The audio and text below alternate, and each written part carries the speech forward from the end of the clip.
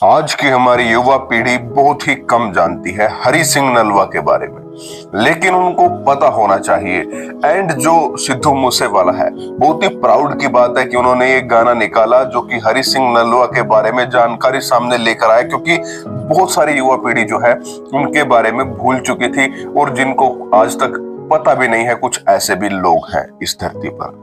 तो दोस्तों चलिए वीडियो में आगे बढ़ते हैं और हरि सिंह नलवा के बारे में पूरी जानकारी निकालते हैं, जानते हैं कि आखिर वो थे कौन, क्यों उनका इतना गुणगान किया जाता था और क्यों उनका आज भी इतना गुणगान किया जा रहा है कि इतने सालों बाद भी एक पंजाबी गायक ने उनके ऊपर गाना निकाल दिया। तो दोस्तों वीडियो में आगे बढ़ने से पहले एक बात क्लियर कर देता हूं कि मैंने ये जानकारी सारी की सारी इंटरनेट से ली है, तो इसके सही होने की मैं कोई दावा नहीं करता, कोई जिम्मेदारी नहीं लेता, क्योंकि इसमें मुझे नहीं पता कि कितनी चीजें सही हैं और कितनी गलत है। तो अगर कुछ ना कुछ गलती हो जाए तो मुझे माफ कीजिएगा एंड आप लोग कमेंट करके बताइएगा कि आखिर इसमें क्या गलती थी एंड क्या कुछ यहाँ पर सही हो सकता था। ओके, एंड वीडियो को लाइक और चैनल को सब्सक्राइब करके जल्दी से बैठ जाइए। चलिए शुरू करते हैं।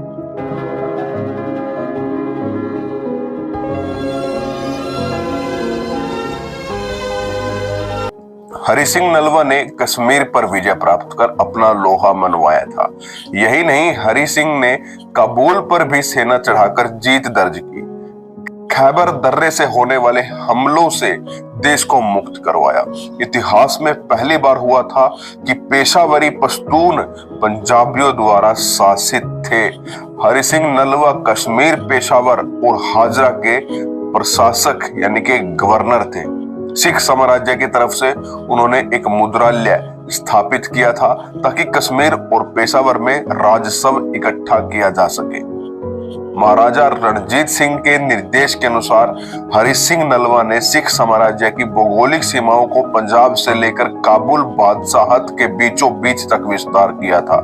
महाराजा रणजीत सिंह के सिख शासन के दौरान 1807 ईस्वी से लेकर 1837 ईस्वी तक हरि सिंह नलवा लगातार अफगानों के खिलाफ लड़े। अफगानों के खिलाफ जटिल लड़ाई जीतकर नलवा ने कसूर, मुल्तान, कश्मीर और पेशावर में सिख शासन की व्यवस्था की।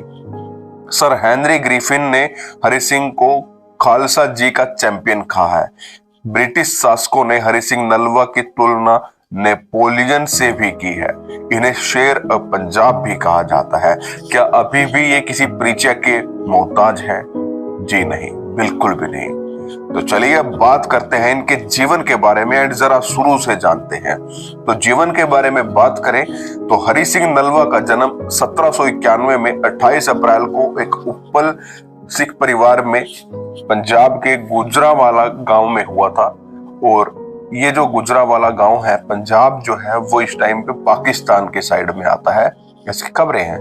इनके पिता का नाम गुरदयाल सिंह उप्पल और माँ का नाम धर्मा कौर था। बचपन में उन्हें घर के लोग प्यार से हरिया कहते थे।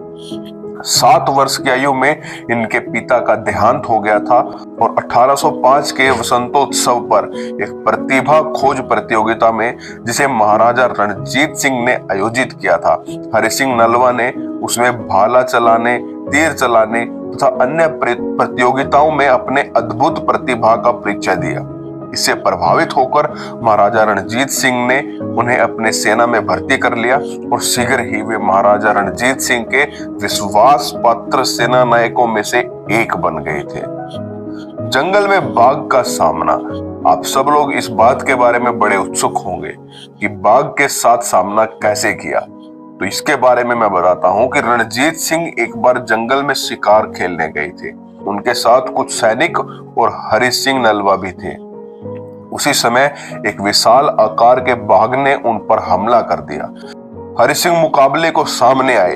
इस खतरनाक मुठभेड़ में हरि सिंह ने बाघ के जबड़ों को अपने दोनों हाथों के साथ मुंह को बीचों बीच चीर डाला। उसकी इस बहादुरी को देखकर रणजीत सिंह ने कहा, तुम तो राजा नल जैसे वीर हो।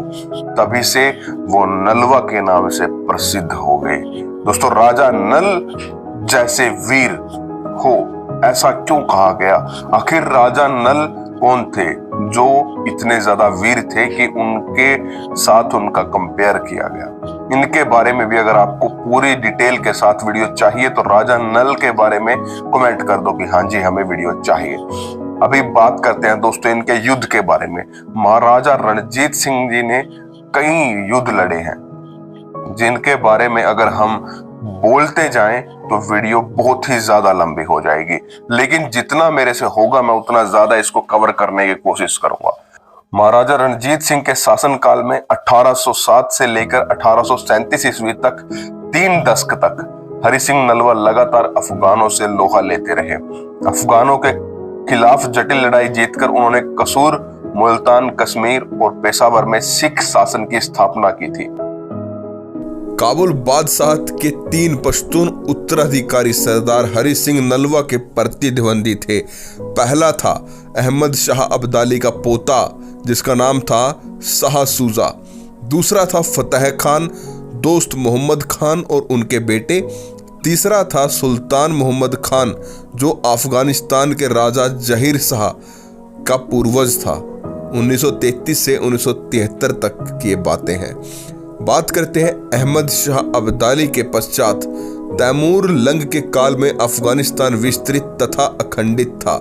इसमें कश्मीर, लाहौर, पेशावर, कंधार तथा मुल्तान भी थे। हेरात, कलात, बलूचिस्तान, फारस आदि पर उसका प्रभुत्व था। हरि सिंह नलवा ने इनमें से अनेक प्रदेशों को जीतकर महाराजा रणजीत सिंह के अधीन ला दिया। उन्होंने 1813 में अटक, 1818 में मुल्तान और 1819 में कश्मीर तथा 1823 में पेशावर की जीत में विशेष योगदान दिया। सरदार हरि सिंह नलवा ने अपने अभियानों द्वारा सिंधु नदी के पार अफगान साम्राज्य के एक बड़े भाग पर अधिकार करके सिख साम्राज्य की उत्तर पश्चिम सीमांत का विस्तार किया था। नलवे की सेनाओं ने अफगान को खैबर दर्रे के उस ओर खदेड़कर इतिहास की धारा ही बदल दी थी। खैबर दर्रा पश्चिम से भारत में प्रवेश करने का एक महत्वपूर्ण मार्ग है। खैबर दर्रे से होकर ही 500 ईसा पूर्व में यूनानियों के भारत पर आक्रमण करने और लूटपाट करने की प्रक्रियाएं शुरू हुई।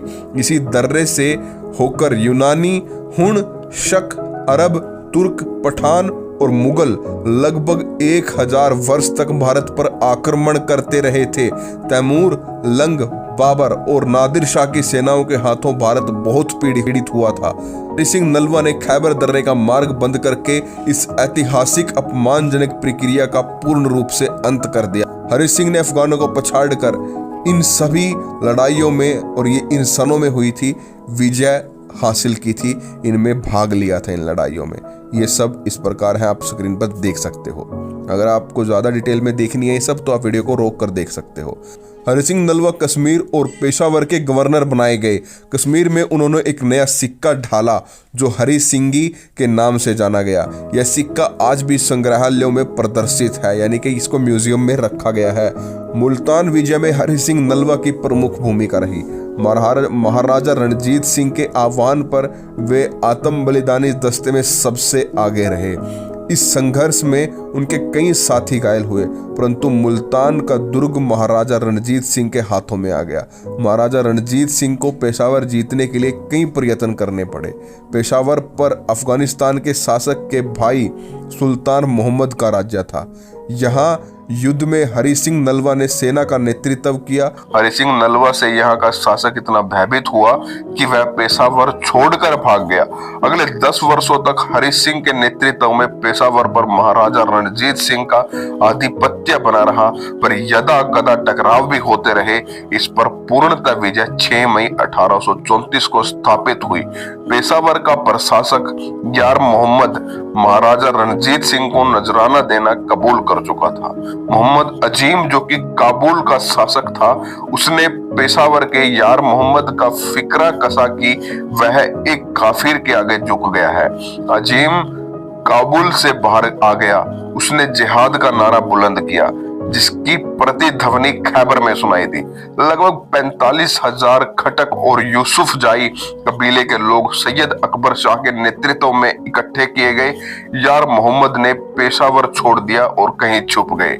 महाराजा रणजीत सिंह ने सेना को उत्तर की ओर पेशावर कूच करने का आदेश दिया। राजकुमार शेर सिंह दीवान चंद और जनरल वेंचुरा अपनी अपनी टुकड़ियों का नेतृत्व कर रहे थे।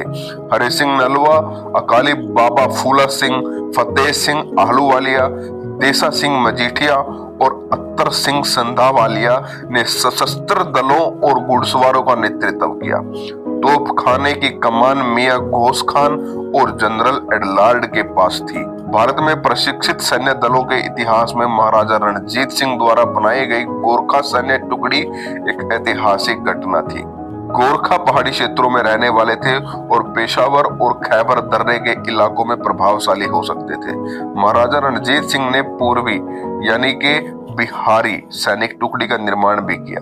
इस टुकड़ी में ज्यादातर सैनिक पटना साहिब और दानापुर क्षेत्र के थे, जो कि गुरु गोविंद सिंह जी की जन्मस्थली रहा है।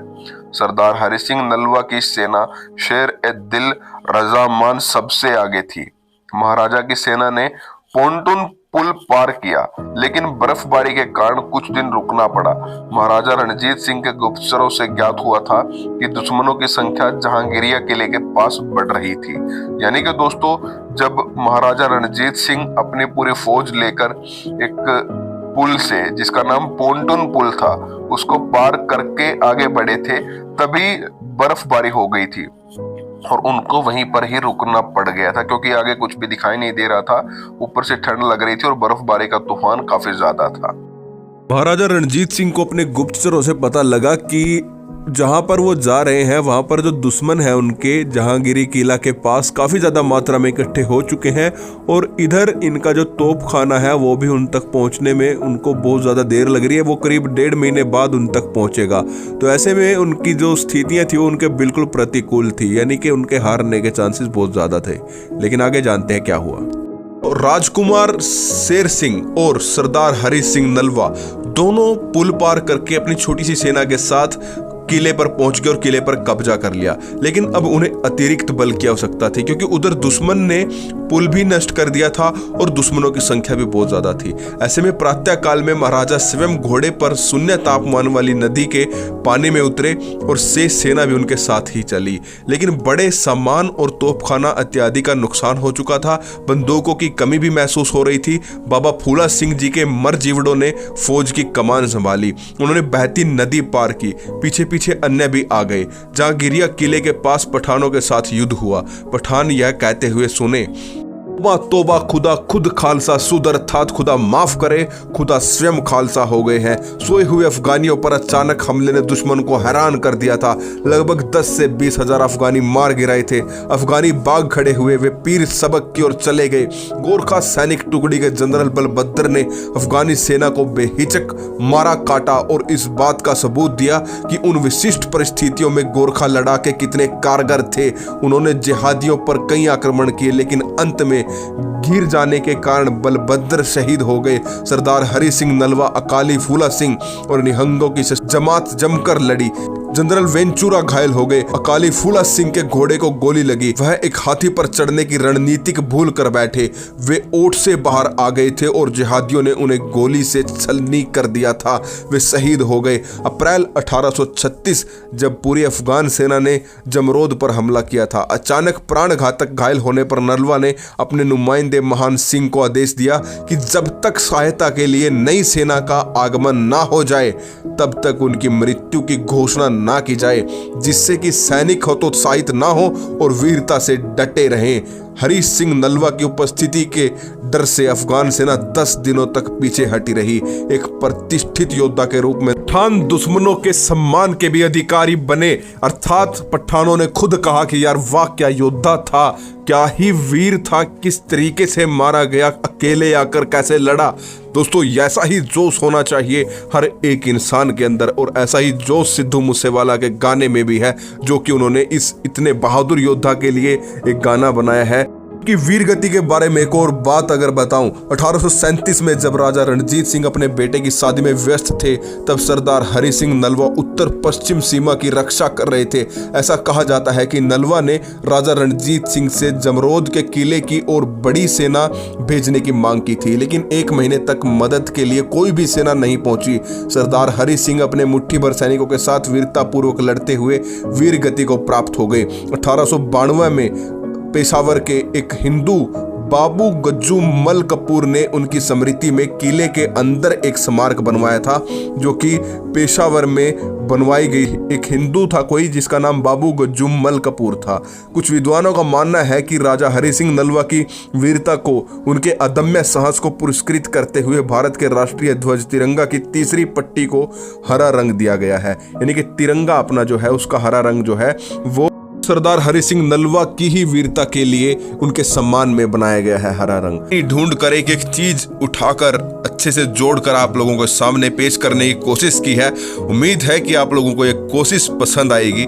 आप लोगों से मेरी एक गुजारिश है कि कोई सिख हो या कोई हिंदू हो या कोई मुस्लिम हो या कोई जो भी हो, हम सब भारतीय हैं और इसको हर एक भारतीय तक इस वीडियो को आप लोग पहुंचा दें और इस महान योद्धा के बारे में सबको बताएं। धन्यवाद, मिलते हैं नए वीडियो में।